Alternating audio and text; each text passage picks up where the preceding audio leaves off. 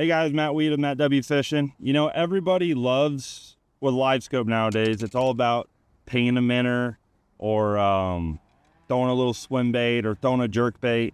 But one bait that I feel that isn't in the forefront or in the limelight is a big jig. And when I say big, I don't mean the actual profile of the jig, even though this is a decent profile. Talking about the head size. This is a 3/4 ounce jig. This is a football jig, it's pretty generic.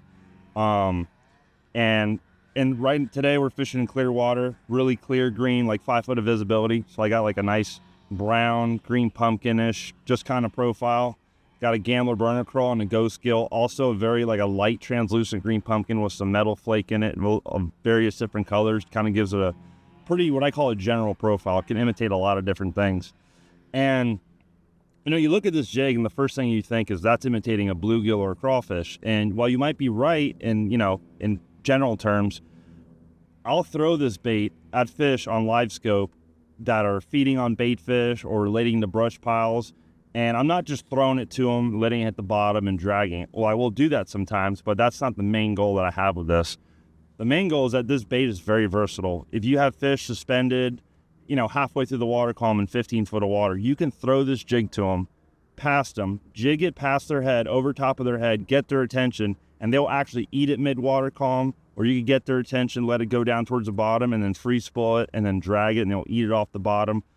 Literally, the way I put it, to fish this jig, is do whatever you need to do to trigger that fish into biting. Even if that involves getting it behind the fish or in front of the fish and snapping it right in his face.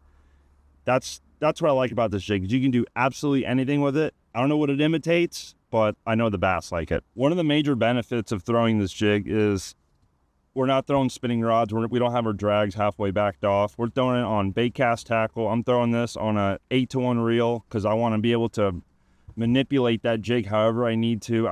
If the fish loses interest, I want to be able to burn that back and throw back to him or another fish or another piece of cover. I'm throwing this on a 7'3" mag medium heavy Senko sticks. This is a custom rod, but it's available in the VTO series.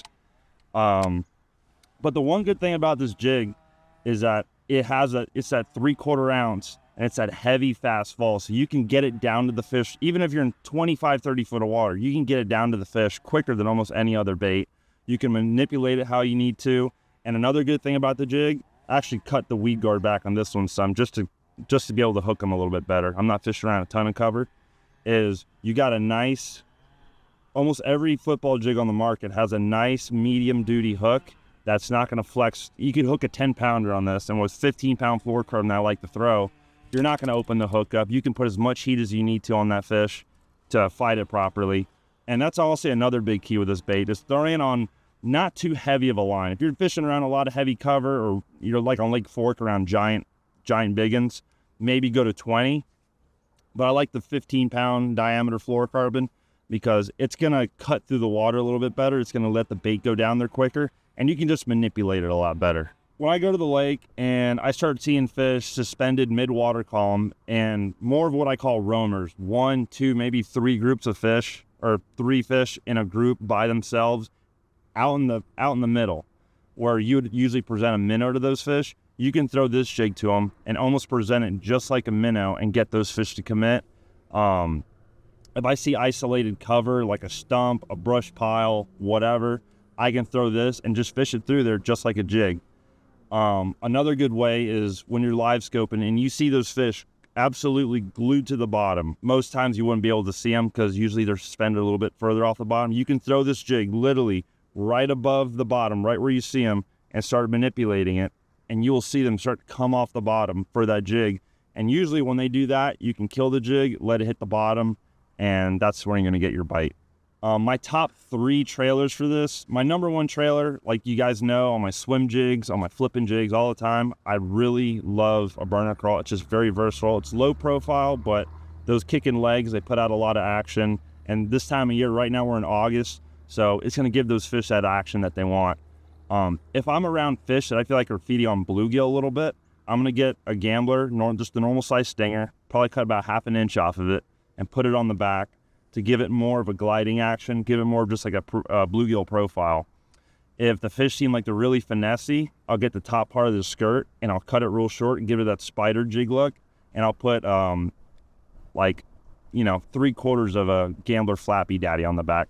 It still has a good bit of action, but it's just a lot smaller, a lot more subtle profile. So guys, if you're looking to add to your Livescope arsenal, if you feel like there's one part of your arsenal that's missing, or there's one thing that you need to trigger those fish that you can't get to bite on anything else, really consider a 3/4 ounce jig, put a burner crawl on the back, and go find out for yourself. I mean, I started experimenting with this a little while ago, and the results have been honestly astounding. Like, this is the first thing that I reach for besides the jig head minnow.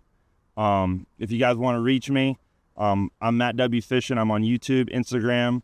Actually, I have mattwfishing.com. Go to my website, check it out. I have a guide. I just started guiding full time.